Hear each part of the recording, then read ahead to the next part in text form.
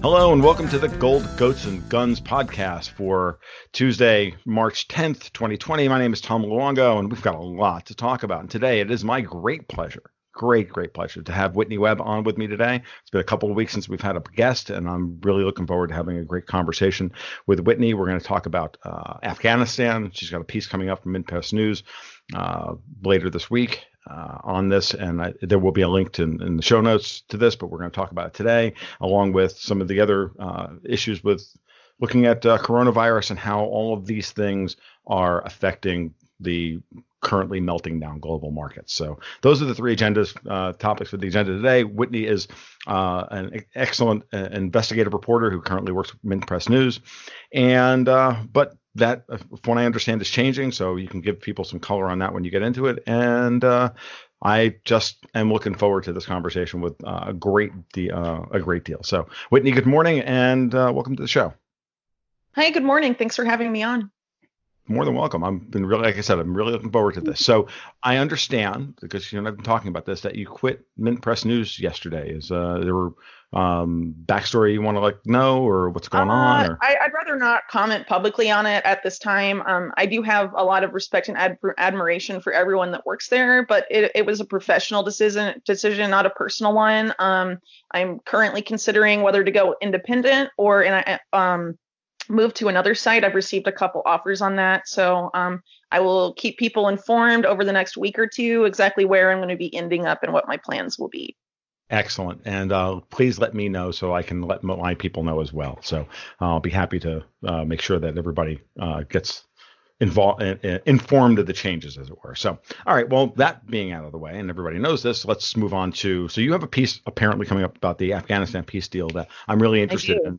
And one of these things, and this is one of those topics that I've kind of like, oh, look, we signed yet another peace deal that we're not going to honor. And then I kind of put it in my back, on my back burner. So I'm looking forward to this. I want to hear what you have to say about it. And so what in general do you think is going on with this deal?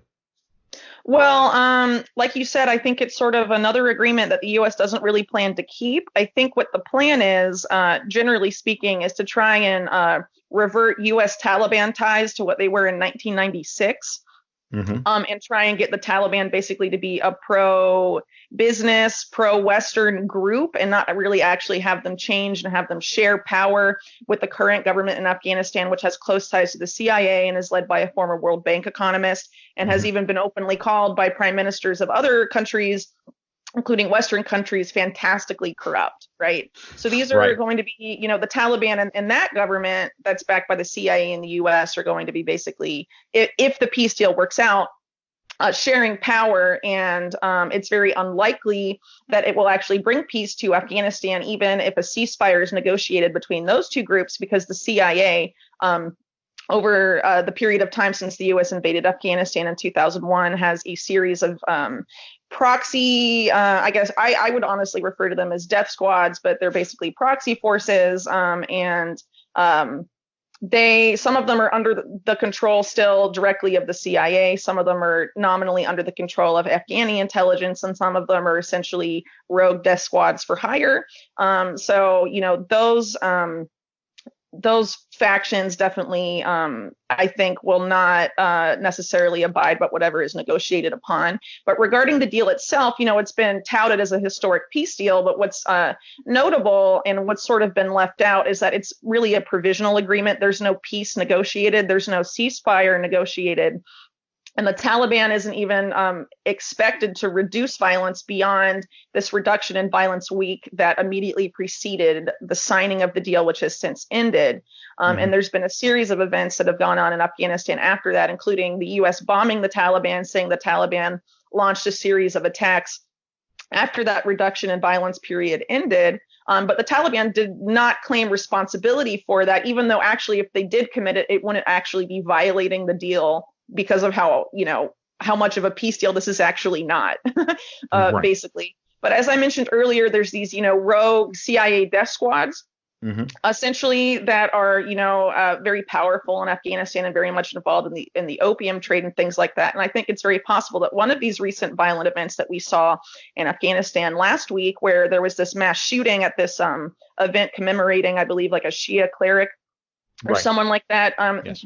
The main rival of Afghanistan's president was there, and he narrowly escaped being murdered, which I think is very significant because it is not necessarily in the Taliban's interest to go after the rival to the current president of Afghanistan they oppose, but it would be in the interest perhaps of the Afghan intelligence service, who control some of these death squads, to do so. And this is because this rival, there was a lot of evidence of fraud that led him to not win the election, and he's been contesting it and actually saying that he wants to have a parallel inauguration and challenge the U.S.-backed president in Afghanistan. And that president, his vice president and also his secretary of defense are both former directors of Afghanistan's intelligence service, and both have very close ties to the CIA. So I think that has definitely sort of been left out of the narrative on those recent attacks.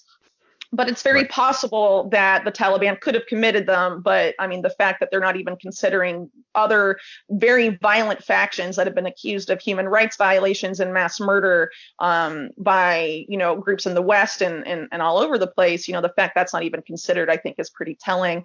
Another thing about this deal that I think is quite interesting is that it's supposed to have a timetable for complete troop withdrawal. But a day before it was signed, Pepe Escobar, writing in the Asia Times and also Time Magazine, both reported on these quote unquote secret annexes of the deal, whereby the troop level will not actually ever be reduced to zero, and that there was a secret agreement that the Taliban can't agree to publicly for political reasons, that there will be about 8,000 troops left there that will remain indefinitely as part of a counterterrorism force.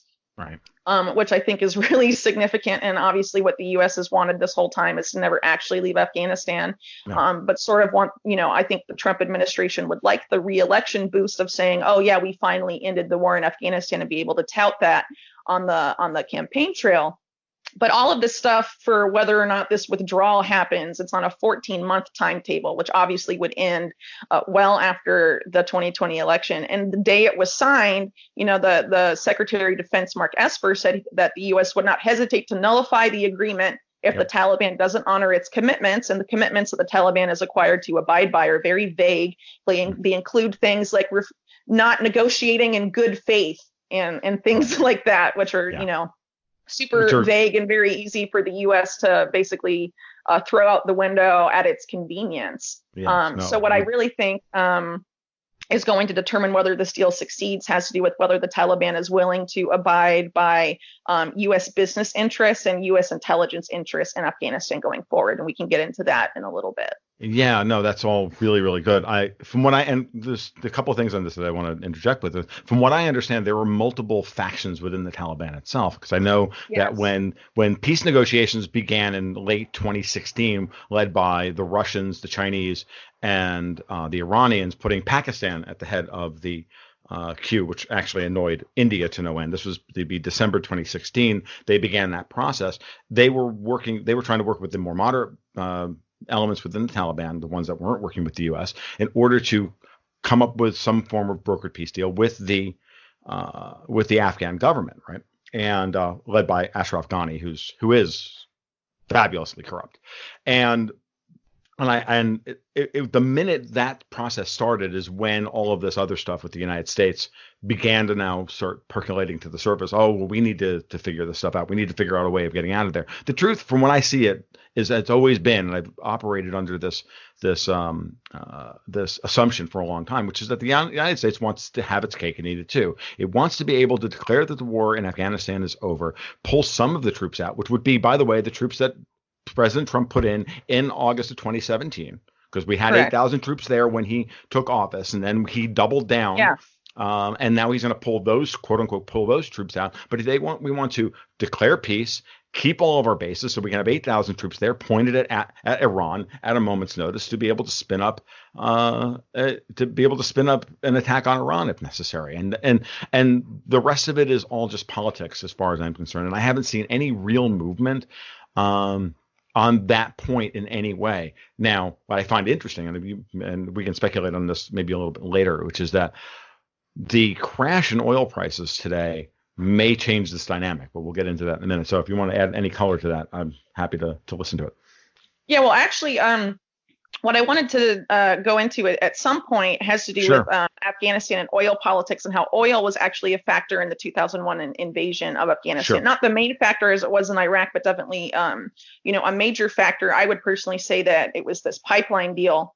Yes. That was ongoing during that time with Unocal, and which is now part of Chevron, and also the ban on opium that really led the U.S. to invade Afghanistan in 2001. Right.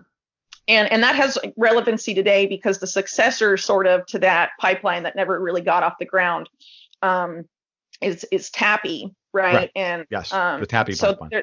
Right. So there's some implications for that, I think, with the peace deal going forward. But what's interesting is that, the Taliban, well, I guess it makes sense to go, back into the history and then come up to the present. Sure. Right. Sure. Because this is directly relevant to the people who negotiated the deal, who have not gotten any critical coverage, in my opinion, as this has gone forward. Specifically, the U.S.'s top negotiator, who's this guy named Zalmay Khalilzad. Hopefully I'm pronouncing that correctly. But, he is a lot important. of, right. So a lot of people, on social media and stuff, were pointing to the fact that people like Liz Cheney and John Bolton and a lot of these neocons were upset that there was a deal signed or whatever was proof that it was going to be effective and in the war in Afghanistan and all this stuff. But actually, this guy who negotiated the deal, Khalilzad, he's actually a hardcore neocon himself, and he was actually a founding signatory of the Project for a New American Century that Bolton was a part of, and Elliot Abrams was a part of, and all of this stuff. But not only that, Khalilzad was also a key figure in the CIA program Operation Cyclone that began under the Carter administration, continued and expanded greatly under Reagan, and basically, for all intents and purposes, continued until 1992. The CIA spent about $3 billion or so in money from the period. Obviously, that would be much more now, arming and financing these groups. And Khalilzad worked with Brzezinski under the Carter administration, and then also served in the Reagan administration in terms of Afghanistan policy. And he also ran some sort of front or quote unquote support groups for the Mujahideen in Afghanistan during that time. He's also on the board of the National Endowment for Democracy, which is, long been labeled by critics as a CIA cutout. So this guy, I would argue, is not the type of guy who's really interested in peace. He has sort of an ulterior motive in negotiating these things because he's part of that neocon class that is, obviously we all know they're super hawkish, but beyond that, they also have, specific corporate interests and business interests that they champion. So I think that's the real underlying factor here. What's interesting too is that on the Taliban side, their own top negotiator was also a person that was part of the Mujahideen that received all that money and training and arms from part of Operation Cyclone.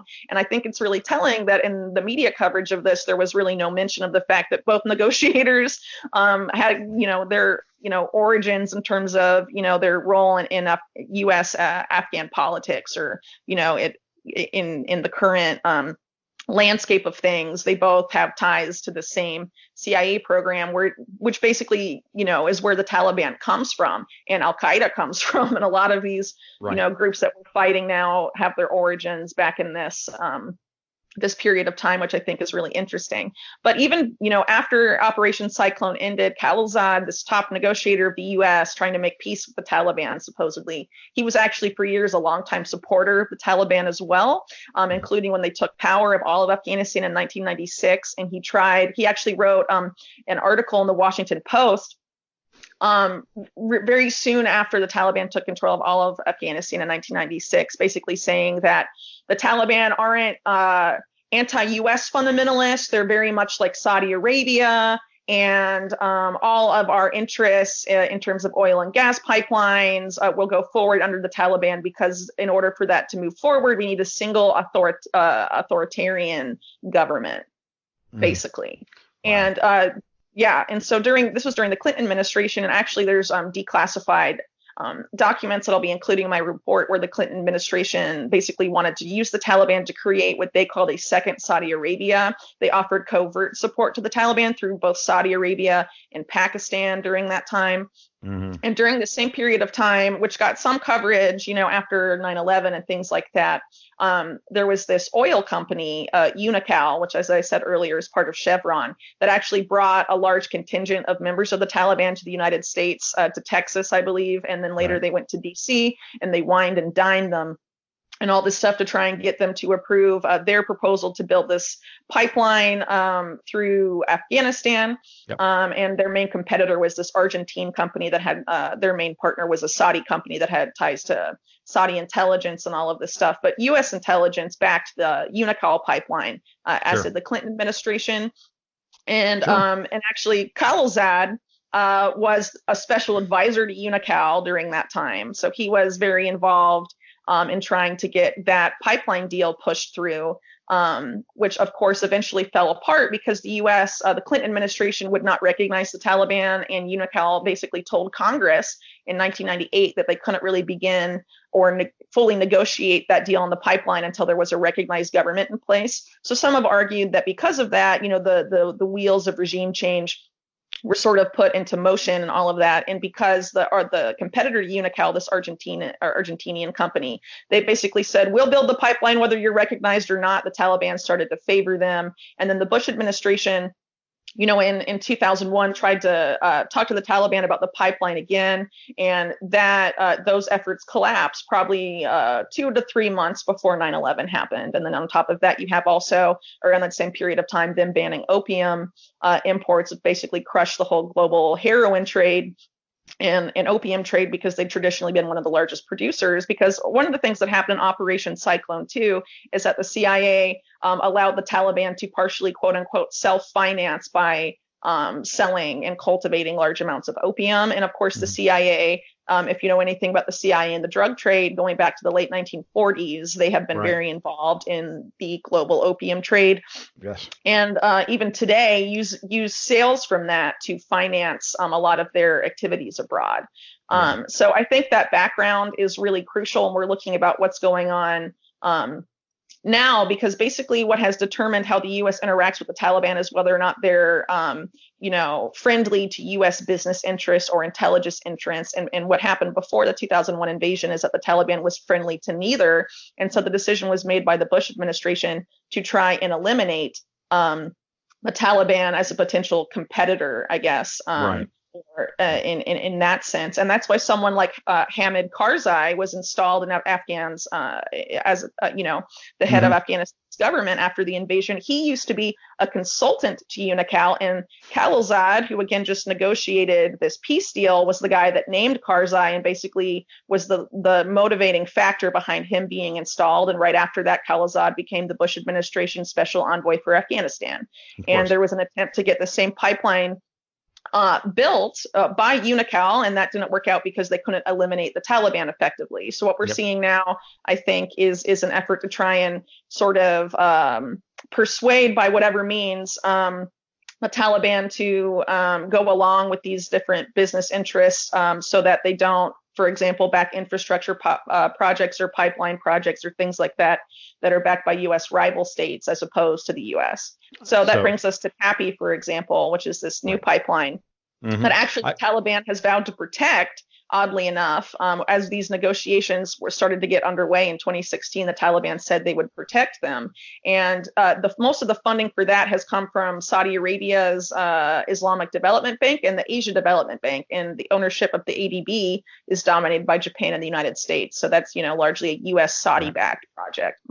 So what's interesting about this, and the TAPI pipeline has been a problem for a long time, because you have the TAPI pipeline on the one hand, then you have the IPI pipeline on the other, which is the Iran-Pakistan India pipeline, which has been which the United States has been working overtime for years to try and stop. And I remember reading something from John Dvorak years ago about how Hillary Clinton has direct financial ties to the TAPI pipeline. So while she was Secretary Really? of State, oh yeah, while she was Secretary of State, of course, this was continuing to go on. So the IPI TAPI fight is a very big one. And you'll notice, by the way, that this is part of the reason why we have things like the Chinese buying the Portic water in Baluchistan, and why India is putting in massive port upgrades at the port of Chabahar in Iran, and why a year and a half ago Gazprom was involved in starting Gazprom signed in the letter of intent, an MOU with India and Pakistan to create the IPI pipeline, but reroute it not overland through Pakistan, but to go along the shore and still into Pakistan and then down into India. And I think part of what's happening here is all the stuff that you're bringing up has to do with the fact that the IPI pipeline is going forward in a classic Russian situation, or classic Russian responses. Okay, we can't do it this way. We will alter our strategy. We will do it this slightly less profitable way, and we'll continue to get this done. But these two pipelines have been driving policy in this region for so long. This fight between which one is going to get built, it's insane, because it's all about India. At the end of the day, the United States wants to have India tied to it through pipelines. Because once you tie up a country to pipelines, by a pipeline, the Russians understand this. You strengthen their ties, at a cultural and political level in a way that are unbreakable. And this is where the U.S. has run into this with its insane Ukrainian policy, trying to cleave Ukraine off to cleave Russia from Europe, and it's not working, and it's never going to work. But we're going to spend trillions of dollars of our money, or at least my money, since I still live here, on this process, and this is what's going to happen. But it's absolutely, you're absolutely correct. When I was listening to all of that going in my back of my mind. All I got is the IPI pipeline and that fight. I wanted to bring that up. So all that's really, really, really fascinating. So it's really, I can't stress enough how important all this is. So the big thing here is that we're never, so just to recap, we're not going to leave Afghanistan for any reason. What we're trying to do now is trying to figure out a way to bring the Taliban on side to allow the TAPI pipeline to go through and stabilize the situation. The Russians, of course, are not going to go for this at all. Pakistan becomes a very interesting swing state in all of this, and as always, and moreover, and this is something else we have to really think about, which is that logistically speaking, without keeping Pakistan on side, okay, when Russia closes and or has, if they haven't already, if they do close the ability for the U.S. to resupply over their airspace, or Iran closes their airspace, there's no other way into Afghanistan for the U.S. than Pakistan. So that's going to become a big issue over the course of the next year or so, or the next couple of years, is how does the U.S. properly resupply to stay in Afghanistan? Because what's happening, of course, is that there's all of this jiggering of the global order in that respect. So remember, the Russians very graciously gave the United States the ability to fly over their airspace to be able to prosecute the war in Afghanistan, and then we've taken egregious advantage of it. So all that's great. I want to move on though to the situation with the coronavirus, and I'm going to open. This is a general discussion about this because there's so much happening. To interrupt, but there is one thing I didn't really get to that I just want to touch on really quick because I think it's a really key part of the deal. But I'll be really fast. So sure, no problem. I mentioned earlier how there were some secret annexes, right, that were sort of added into that and were reported on immediately before the bill was signed. Right. One of those was a way for the CIA to covertly stay in Afghanistan and function in Taliban-controlled areas, which I think is really significant. And so I think a lot of what this the troop surge in Afghanistan that Trump did, and now he's going to withdraw that surge. I think what the plan is to sort of offset some of the duties they were doing to an expansion of the CIA presence, because it's not known how many CIA people are in Afghanistan if they're allowed to stay and continue to operate in the territory. covertly, they could expand that as much as they want. And really, under Trump, we've seen the CIA presence in Afghanistan expand considerably. Yeah. And that's all I'll say on that. So no, that's fine. And the last thing I'm going to say is that it looks to me, with the way things are happening, the way the events are unfolding in Saudi Arabia, which is in some ways a segue, the way events are unfolding in Saudi Arabia, what I would say is the consolidation of power that we're seeing from Mohammed bin Salman, MBS, over the weekend. It's clear that within the Saudi royal court, all of the CIA-backed princes are now in jail. And this is a clear signal to me that there's something serious happening within the CIA, i.e., has Trump finally gotten control of his intelligence services in a way that he hasn't had before. And I'll just leave it at that. We're in the very early stages. That's possible. And we just had Richard Grenell, who is super deeply tied to the Israel lobby, take over his DNI not that long ago. He has no intelligence experience, but is a Trump loyalist. I think it's very possible. Yeah, no, I think that is very possible. So given that, and given the breakdown in the oil markets, or the meltdown or collapse, or whatever you want to call it, because it is truly an epic collapse that we're recording this on Monday morning while everybody is losing their heads. Everybody's losing their heads right now. It's kind of funny. No, I don't say it's kind of funny, but it's both tragic, sad, and funny all at the same time. Well, if you don't have skin in the game, it's funny, I guess, right? I don't have skin in this game. I've got gold. So remember, gold, goats, and guns, dude. I'm like, okay. Yeah, I like oil, but I like oil at $30 a barrel and not 70. And I've been telling people for months that there's no way oil can survive at $60 to $65 a barrel. That this was all, in many ways, I felt that the Saudis were propping up the price of oil in order to get the Aramco IPO through, and then after that to keep plugging their holes in their budgets. And at some point now, we have the Russians saying no to production cuts, and that's causing this meltdown. But what's interesting is that this move by the Russians would not have been as effective as it has been, and forcing OPEC to split, and MBS to basically break apart OPEC and all of this, if it wasn't being dumped into the current environment, which is that the entire world has now lost its mind over this virus. And I have steadfastly refused to have an opinion as to what the situation is with the virus, because I've heard everything and I remain skeptical of everything I've heard. So that's a good approach. Because there's a lot of fear mongering, there's a lot of panic. So when that happens, it's really hard for people, generally speaking, to really sort out what's what. Agreed. So talk to me about what have you seen? What do you think is going on? Again, this is the kind of thing that I have literally heard everything from it's a fake pandemic to it's a bioengineered thing to it's, I've heard everything. And that's the 5G flu and it's been misinterpreted. I've literally heard everything. And I'm like, yeah, I don't buy any of it. So I'm going with the numbers that I've got, and I multiply them internally by 2 or 3 and go, that's probably what the governments are lying about, and we'll go from there. That's literally how I've approached it. So what do you think? I think that's a good approach, because there's a lot of different ways you can look at this. Like you said, there's a lot of different angles. Even in independent alternative media, there's a whole lot of opinions about what's actually going on. Is it overblown? I think the people who think it's overblown are looking back at past pandemic scares like Ebola in 2014 and 2016, or swine flu, or any of the ones that have happened over the past several years that turned out not to be as large scale a disaster as they were made out to be. But there are indications that this particular virus now does seem to be different.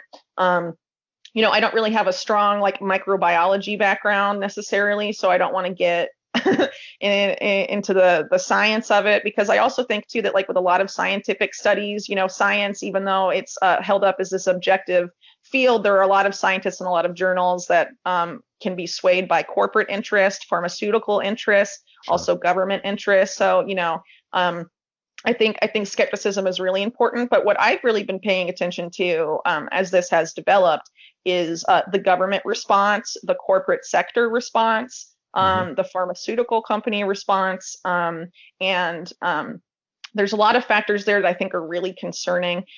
So one thing I'd like to bring attention to is this massive bill that was just passed by Congress. Yep. for coronavirus relief. Trump, I believe, originally requested like under 2 billion, right? And then he asked for a little over 2 billion, and then Congress ended up passing this bill, which in its totality ended up numbering over $8 billion. Mm-hmm.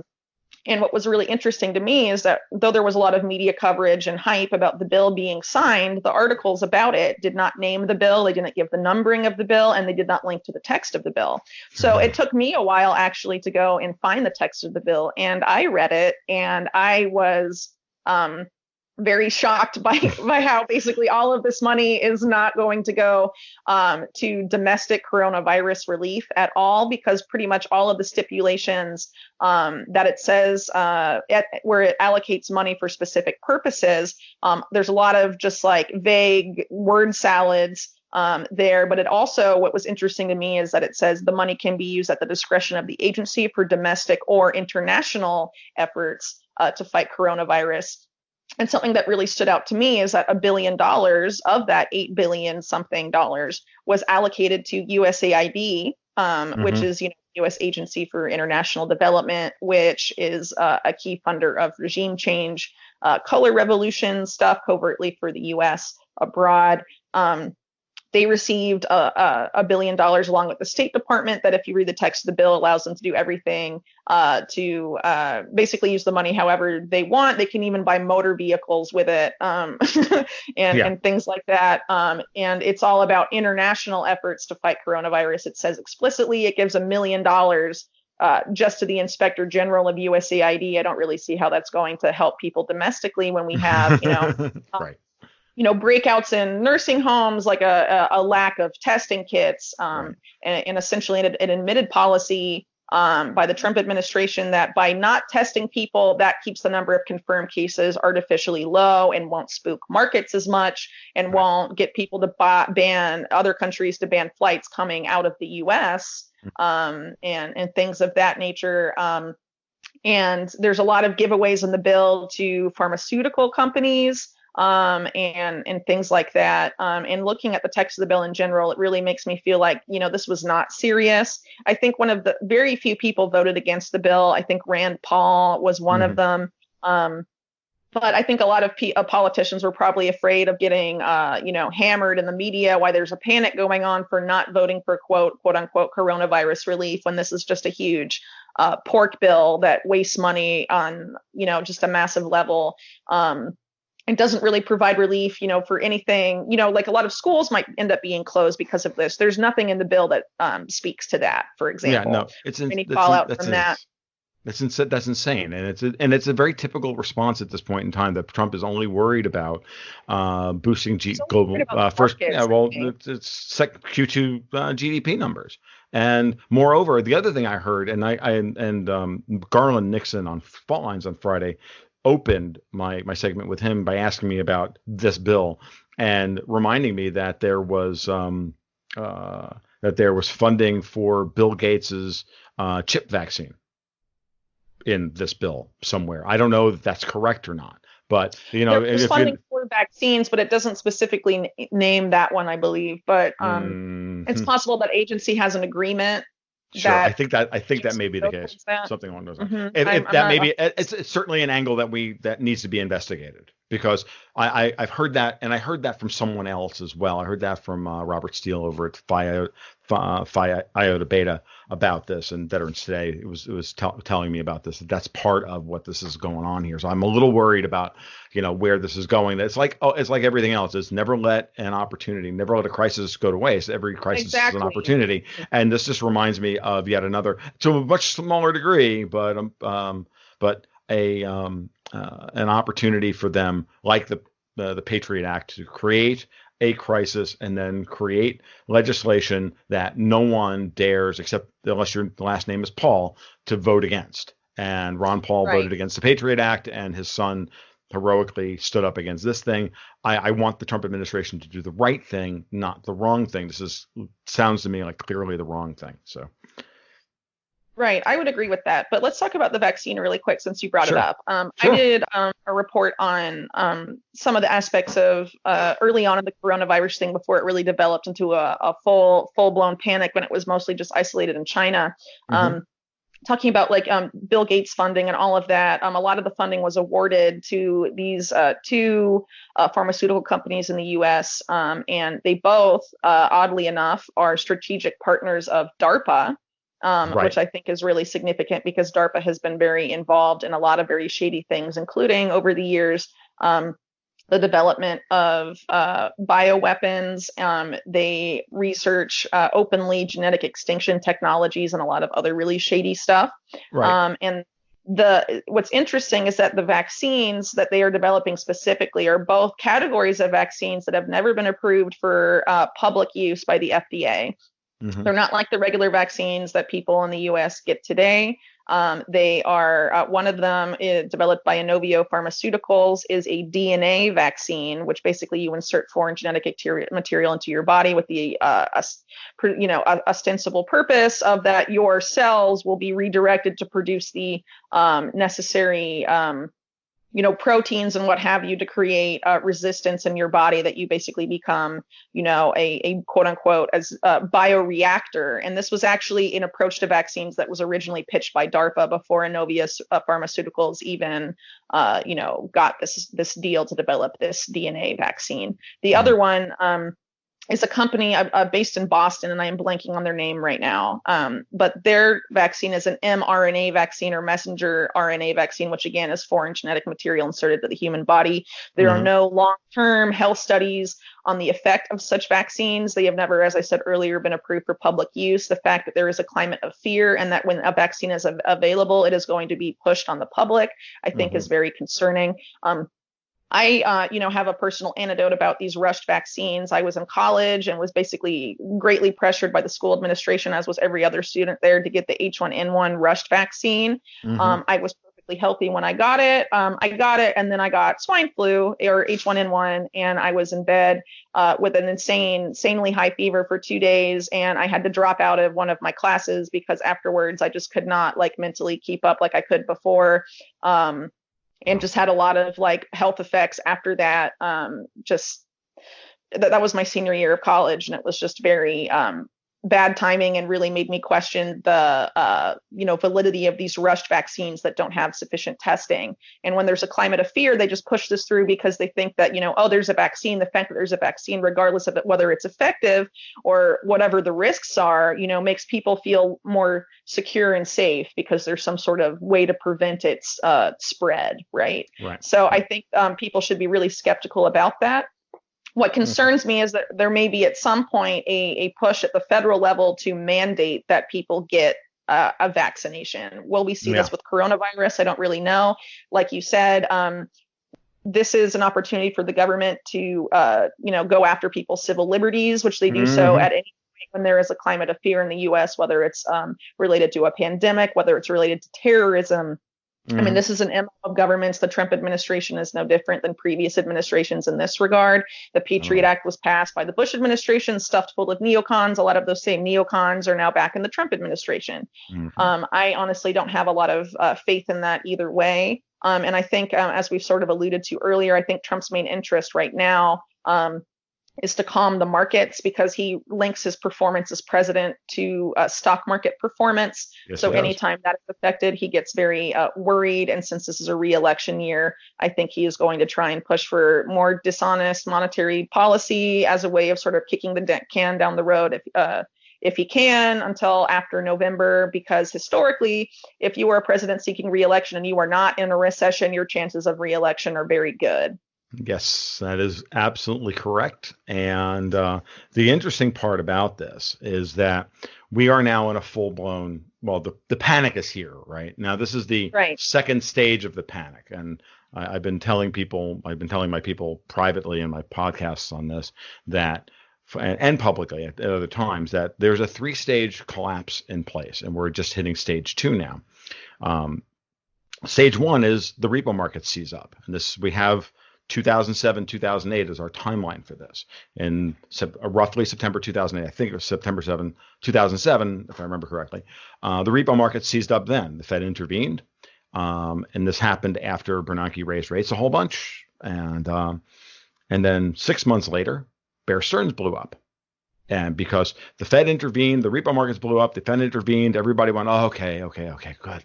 Okay, the Fed's on the job. They haven't removed their put. They won't let us down. Yeah, they won't let us down. They won't remove their put. They won't remove the Bernanke put completely from the market. So now we have the Powell put, and he came in and he intervened in the repo markets, put in repo interventions on a daily basis, and started monetizing short-term debt, announcing $20 billion a month in the monetizing of short-term debt, and the actual numbers have been closer to $80 billion. Go look at the Fed's H.4.1 report, which I track every week, and you'll see exactly what I'm talking about.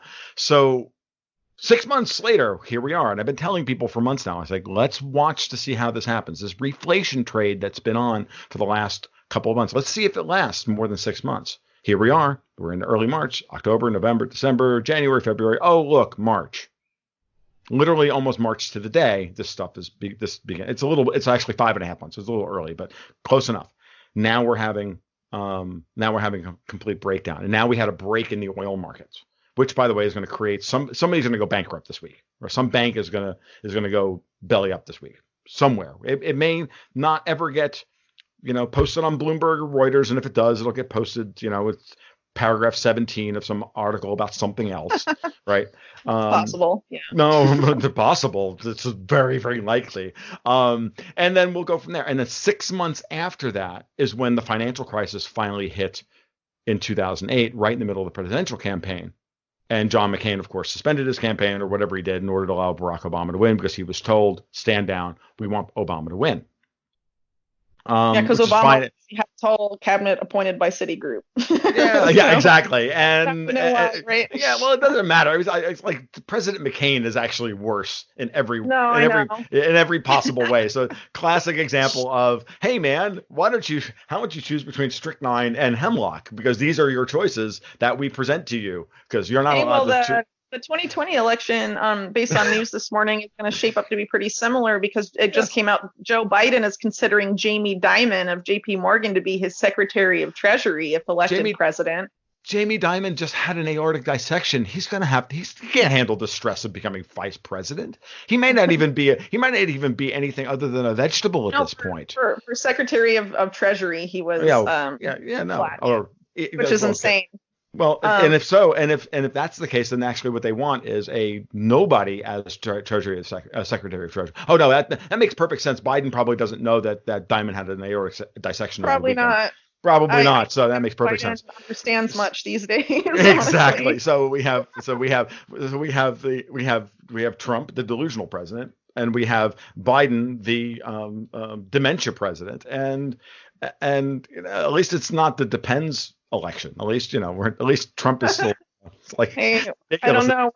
We're not that far from something like that. 4 years from now, maybe it remains to be seen. Well, I'm telling you, Whitney, I still believe that Hillary Clinton is going to be the Democratic nominee. If for nothing else, I think that's very possible with her current propaganda push, with the documentary being released, a new podcast coming out, and very possible that they're going to push Joe Biden and then replace him with someone when it becomes so obvious that he can't even speak. Now they've changed the DNC debate format so that candidates will be sitting down. They don't have to stand up for 2 hours anymore. Yeah, they don't have to stand up for 2 hours anymore. That's so when Hillary jumps back in the race, she doesn't have to be seen standing up either, because she can't stand up for 2 hours either. Let's not kid ourselves.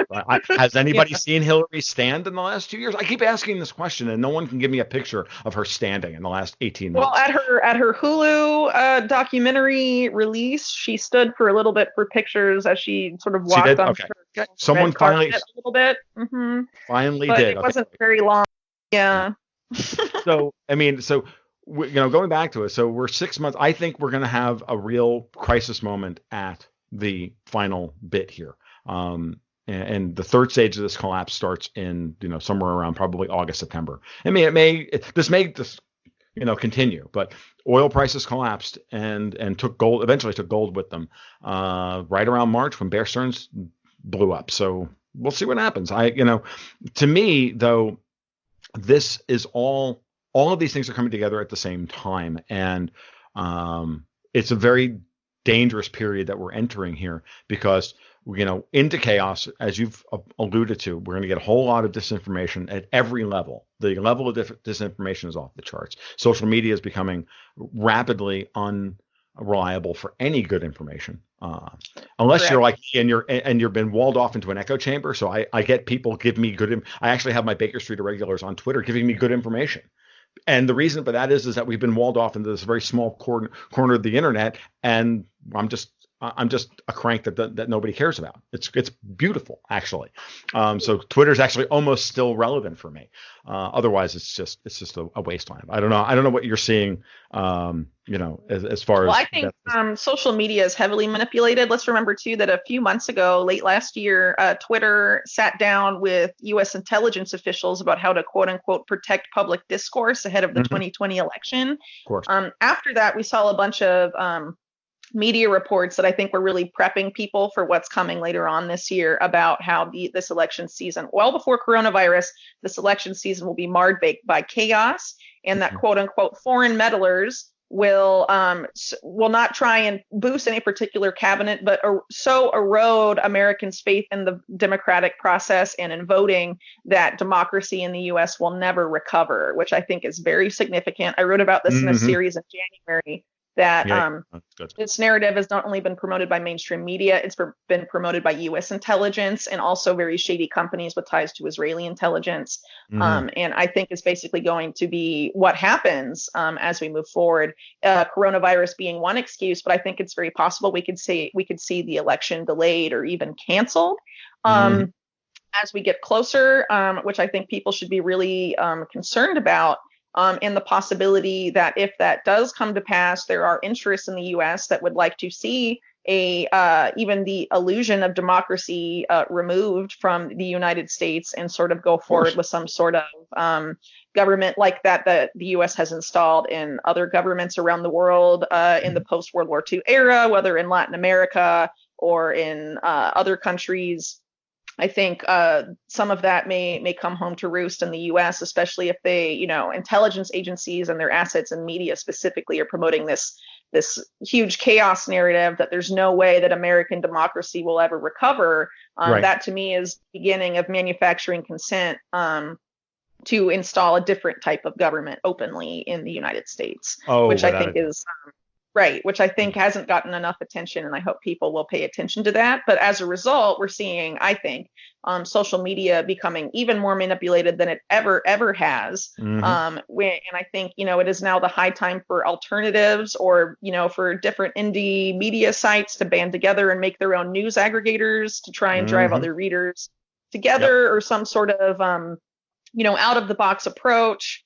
That circumvents that because, they deplatformed Daniel McAdams of the Ron Paul Institute for calling Sean Hannity a retard.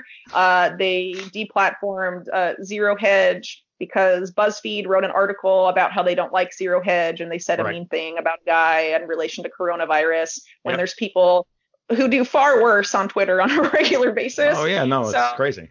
I was talking to Elijah. Take everyone else off. Yeah, I was talking to Elijah Magni actually on Twitter the other day, and he mentioned something the other day, and I responded to him immediately. I'm like, that's a very good idea, which is that he's moved, and all of the dissident media, that would be people like Pepe Escobar and Elijah Magni and others, are already moving to VK.com, which is the Russian version of Facebook, which is, by the way, for the most part, an open platform still.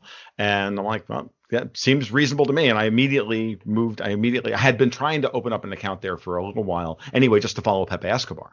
Right. So I could actually, get some of his thoughts on a regular basis because Pepe he's not on Twitter. I think he's only on Facebook and VK. Yeah, well, and I think he's moved off of Facebook. I think he's moving off of Facebook directly. I don't know if he has or not, but he's about to. And then, so I'm just doing it now. I'm doing that now. And as a matter of fact, I'm finding like all of my regular high level contacts are already there in Europe because, having done a lot of writing about Europe, I get people all the time emailing me behind the scenes from Germany, from Hungary, from Italy, and other places, helping me to understand some of the nuances of what's going on politically in these countries that I'm writing about, which is great because I live in my bubble in North Florida, right? So I think you're absolutely right, and we have to be ready and I mean this sincerely, for the mass purge that's coming over the course of the next couple of months. I think we need to be aware of this. And I've been trying for a long time to There needs to be a migrate backup plan. I've tried to talk about a lot of people, including, at Mynt Press and at other places, to have some sort of plan in place. And a lot of people say, yeah, I think that's a good idea. But I think because so many people in media have become so accustomed to social media, even though they decry social media censorship, that they're really unwilling to invest the time or the money and to develop anything outside of that if they haven't already. And I think that's really to our detriment. Absolutely. To a huge degree. But I think, anyone interested in independent media, or even people that, are content creators, really need to start to do something about it, because we're all going to be taken off at some point or another on Twitter or Facebook. I think one date to watch would be whenever the Democratic convention is, and there's obviously going to be a lot of very unhappy Sanders supporters who for some reason did not learn the lessons of 2016 and thought that the DNC would be nice and fair this time, which I honestly just find really sad that they would believe that again. But lo and behold, there's a lot of people that have sort of believed that. And so they'll be really angry. And I think at that point, we'll see a lot of purges take place on Twitter in an attempt to control the narrative and prevent, the DNC from actively imploding and mass ratioing of people that back the DNC's narrative on whatever happens. I think, objective people can easily predict what will happen. It'll either be Biden or some sort of other candidate riding in on a white horse, whether it's Hillary Clinton or Michelle Obama or anyone like that. I think that is much more likely than Sanders ever being nominated. No, Bernie Sanders will not be nominated. He has already said that he will back whoever it is. I'll use the phrase "cuck out" and not stand tall. But he proved that in 2016. This is why I was originally thinking that he would band with I thought his attack dog, Tulsi Gabbard, to back an independent run to split the DNC in two. But he's absolutely not interested in that whatsoever. He's never been any kind of real radical. He is a fake radical and a Pied Piper, and his job is to keep the progressives within the context of the DNC for as long as possible and then bring them back in. And Gabbard is the one standing tall saying no. And I find her very fascinating from a 2024 perspective. She's obviously not an issue in 2020, and that's fine. But we finally have our, kind of our liberal version of Ron Paul on foreign policy. Well, talking about the control of media narrative, looking at just Tulsi Gabbard and her opinions about anything. I mean, she has just been, even though she's technically still in the running, she has been erased entirely from the primary, not just by the media, but by even Bernie Sanders himself, who said multiple times there's just two people in the race. And I think, that's really telling, not just of Sanders, but, the media landscape in general. They are controlling the narrative by just basically not giving any attention to anyone who says anything inconvenient, even if it's someone still in the Democratic primary and who is essentially, a household name in the U.S. They don't report on her comments because they're inconvenient. No, absolutely. Bernie Sanders is like any good commie. He likes his Gibbs. And I'm going to be frank and honest with you. He's been paid off once by the Politburo. He'll be paid off again, and he likes being paid off by the Politburo. I'm dead serious, and that's the way. And he's not interesting to me, and he never has been.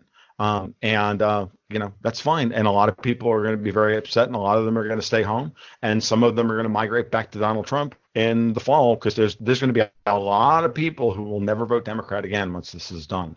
And this is, the Democrats I think that's the plan, honestly, would rather hold on to. Yeah, I know it is. I know it is. Go ahead. Oh, sorry. I think I on got that cut off by the connection a little bit. Sorry about that. But I think a part of this has to do with the fact that no worries. The DNC and the Republicans essentially are beholden to the same sort of, Oleg Art Class. And what they're interested in is protecting the interests of the oligarchs. If that means destroying one party entirely, so there's really only one party that's viable, that's what the oligarchs will probably be interested in, instead of having some sort of populist uprising, whether it's on the left or the right. Trump represented that force on the right. He's shown that he's very amenable to the status quo. So they're, I think full on backing someone who can still claim to be populist, at least to his, most ardent supporters, but has shown that he will back the status quo against someone who's an establishment. Biden is essentially, I would honestly say, a Republican, given his history with the 1994 crime bill and NAFTA and a bunch of this other stuff. So I think it's honestly all about backing, the oligarchy and sort of maintaining this illusion of, we have to rally behind the other candidate who is the opposition to Donald Trump, when really they represent the same forces ultimately. Of course. No, at this point, it's about Wall Street wants to ensure that there's a candidate acceptable on both sides. I always bring this point up that, at the end of the day, when you go back, American elections have been controlled since the election of 1860, which a functional split in the Democratic Party occurred after the Panic of 1857, where James refused to bail out, and we had our first transnational financial panic. And James Buchanan refused to bail out the banks and did the right thing by not bailing out the banks and ensuring that the people had a functional economy and functional banking system to do business. That led to the split within the Democratic Party, which saw an Illinois railroad lawyer run against an Illinois railroad lawyer. Douglas versus Lincoln. Tom DiLorenzo made this point ages ago on LouRockwell.com, and I remember reading that going, wow, nicely said, because that's exactly what happened. The bankers got so that at the end of the day, no matter who lost that election, the bankers won. And that's the same thing that's happening today. Exactly. No matter who loses this election, Wall Street will win. And this is so true. Mm-hmm. Like I was saying earlier, Biden with Jamie Dimon, and then you have Trump with Steve Mnuchin, former Goldman Sachs, who was actually in talks right now with the top banks, including JP Morgan and Citigroup and others, to use coronavirus as an excuse to push through even more deregulation of Wall Street, which is totally insane. And that tells you, I think, a lot of what you need to know about the government response to coronavirus, the fact that they're considering further deregulating Wall Street. Yep. When things are already this bad and they're going to claim that that's going to stop coronavirus, please. Yeah, please. No. Take it one step further. They also are going to go for a push for a global ban on cash, because cash is dirty and moves the virus around. So now we have I noticed that. Absolutely. We're already into that. And now so that of course we have a full blown tail wagging the dog futures market for our cryptocurrencies, which is look, everything is it's all right there. It's all right in front of you. You can see the playbook. And again, no matter what happens here, you've got Biden, either his running mate, and a lot of people want to be his running mate, but I'll tell you who this running mate's going to be. If he's actually the candidate, it'll be Hillary Clinton, so that he can then quietly have a stroke or something else along those lines, or just succumb to the stress. Because Joe Biden is not far away from, I hate to say this, he's not far away from a health event that will take him out of the running. He had 2 brain aneurysms in the late 80s. Yeah. So this guy has not been healthy for a long time, at least neurologically. Right. And the fact that he has early onset dementia now, which if you have multiple brain aneurysms, you are at higher risk for dementia later on. I think that's where this is coming from. It hasn't really been talked about very much. And I think I think it's very likely what you're saying is accurate, that he is being pushed to the front, in part because of the South Carolina win, but also in part because it'll be easy to remove him and replace him with someone else. Okay. The other thing about Joe Biden, and this is another side effect of this is also a proxy for the control of the Democratic Party, which is that Biden is Obama's candidate and was chosen by Obama. And then you have who is nominally supposed to be the head of the DNC because he was the president for 8 years. But remember, he was not really in control of the DNC. Hillary Clinton was actually in control of the DNC. As a matter of fact, the DNC didn't exist without the Clinton campaign lending them the money during the campaign in order for them to exist. This is a proxy for a fight between Hillary and Obama for control of the Democratic Party. Now, both of them are establishment, but it's which group of oligarchs is going to run faction of the establishment. They're both egomaniacs. They'll destroy themselves. Yeah. Well, we hope so. And at the end of the day, what will actually happen is but in blocking Sanders and doing. And so what you saw the last week on Super Tuesday was actually unbelievably impressive. That within 24 hours, we can go from Joe Biden's most likely going to have to drop out of the race because he's irrelevant to front runner in 24 hours. That's actually impressive that they're still able to pull something like this off. And not saying that it's going to, it may work. It still may work in the end. I don't know that Sanders is going to be able to come back from this, and he may or may not. But at the end of the day, it doesn't matter. He'll cuck out when the time is right anyway, because he's already said he would. I mean, I knew that the minute he rolled over on the RussiaGate thing, when they brought up the idea that the Russians rolls over on almost everything. Honestly, yeah, no, he's I don't consider him a real revolutionary like some people have, decided to hold him up.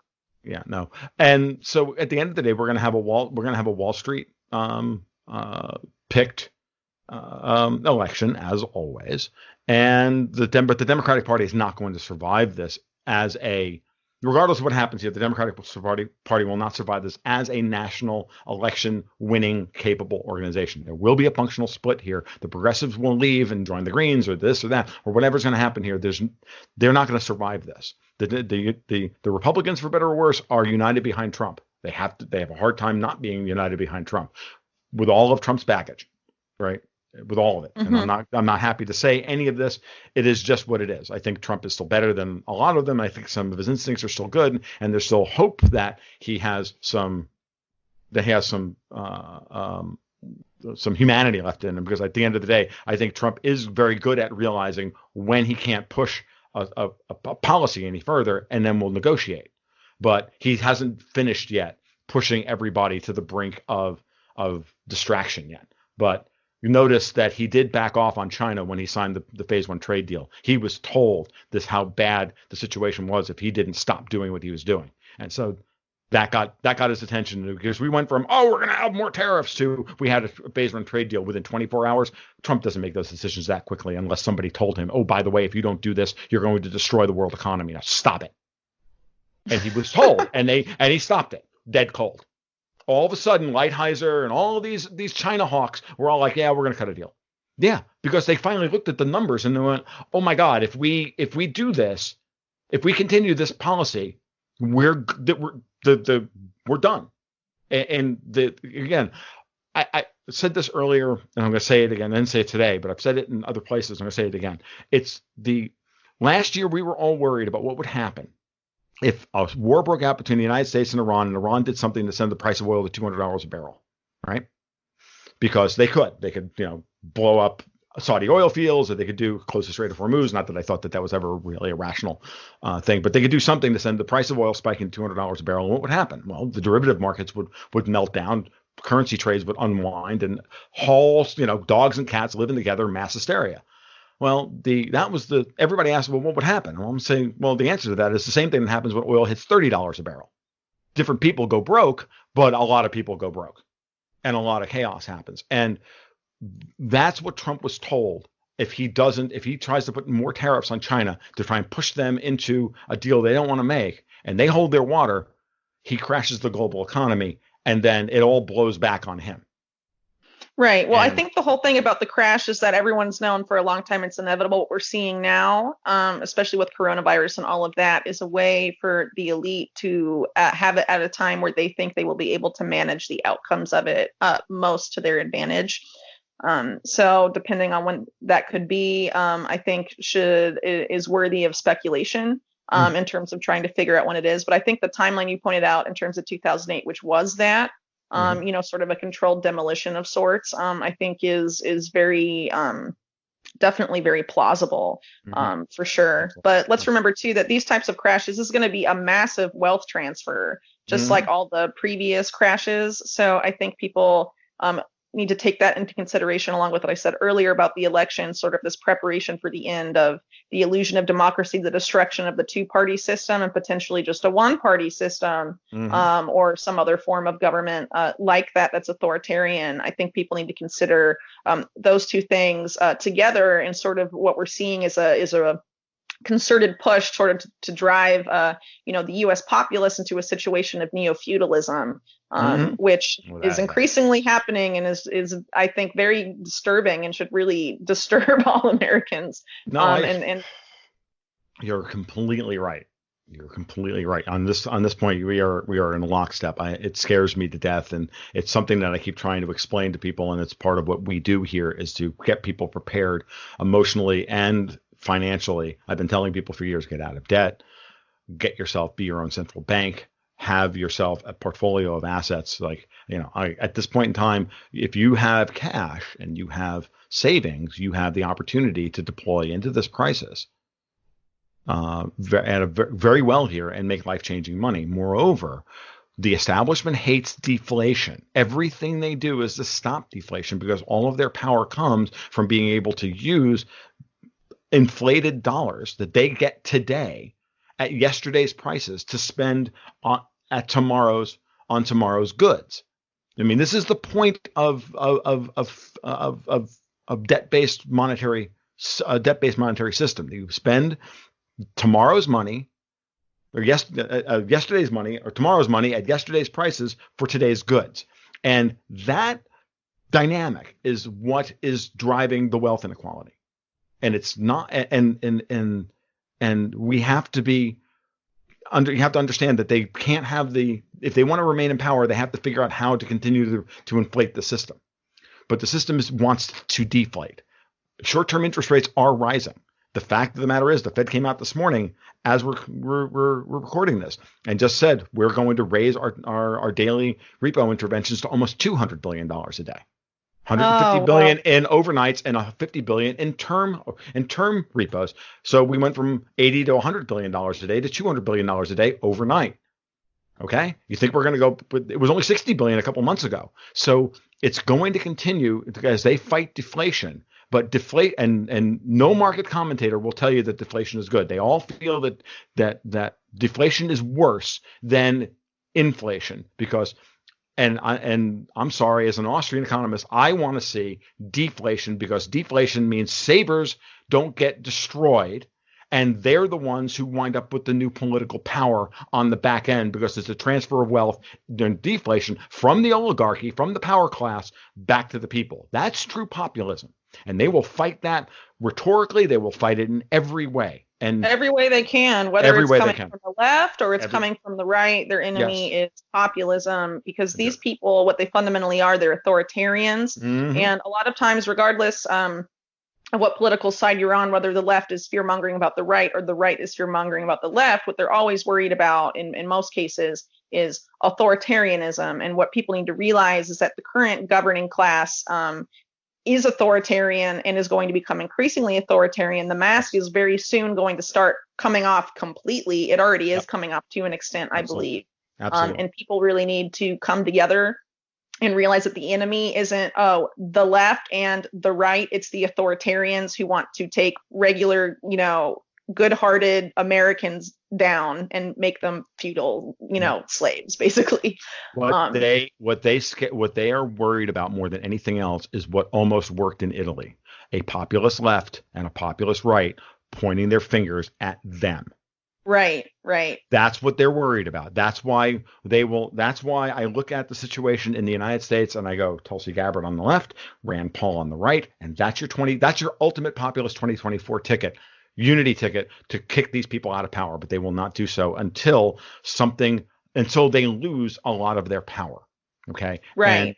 And that can't happen until there's a massive deflationary wave and the massive social upheaval that comes with that. And I hate to say, don't get me wrong. I'm not arguing in favor of social upheaval.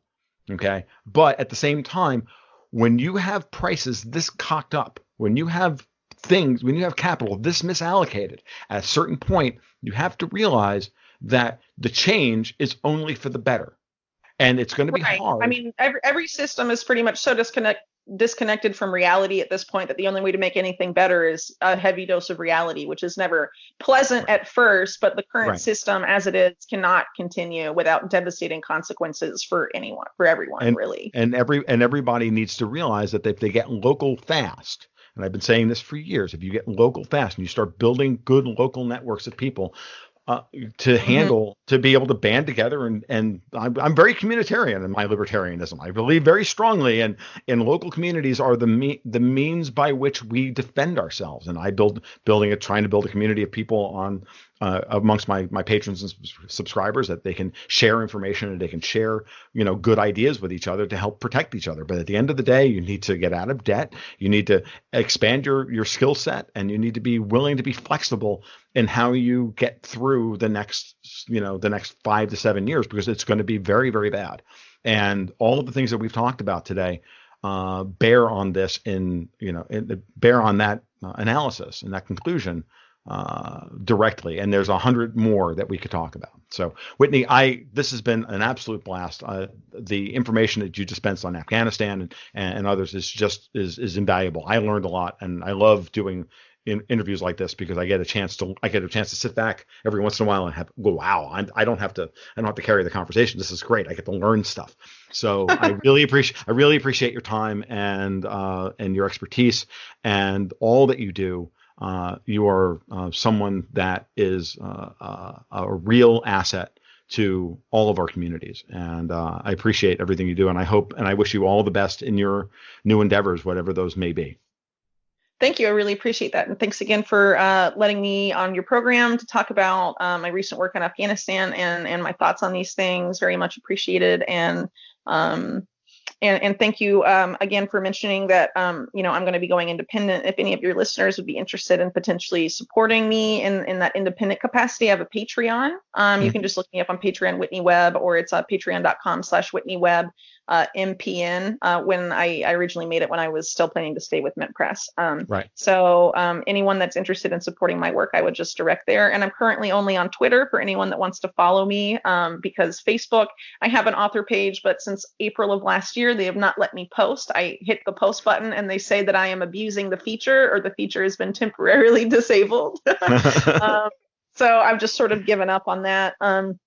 So maybe I'll take a look at VK, since you mentioned that some people are migrating over there. But if anyone has any good ideas about ways to fight back against social media censorship that is listening right now, please reach out to me, or be very vocal about your opinions, because we really need something. I agree completely, and it's all good, and I'd love to have you back on the show at some point in the near future, and we'll chat about whatever the current event of the day is. I'll be happy to help you on your path towards independence, because for me it's been nothing short of amazing to see the outpouring of support that I've gotten from people when I did so, and it's a good thing. It's a great thing. So at that point, because when you're not beholden to any one person, you have the ability to say no, and you have the ability to say exactly what is on your mind. So, and that is the ethos of this podcast and of Gold, Goats, and Guns and all of it. So Whitney, have a great day. Enjoy, and we will talk soon. Be well. All right. Sounds good. Thanks again. Bye-bye. That about wraps it up for this edition of the Gold, Goats, and Guns podcast. I hope you enjoyed my talk with Whitney Webb. We will be back next Tuesday with something else on the docket. I don't plan these things very far ahead. So, as always, you can follow my work over at tomluongo.me. You can also follow me on Twitter at TFL1728. You can support the podcast directly on Patreon at patreon.com/Gold, Goats, and Guns. And you can subscribe to it on iTunes, Spreaker, or whatever your favorite podcast application happens to be. Sounds like a week. I've got a lot of work to do. I'm sure you do too. It's been crazy. You guys take care. You be well. We'll talk soon. Keep your stick on the ice.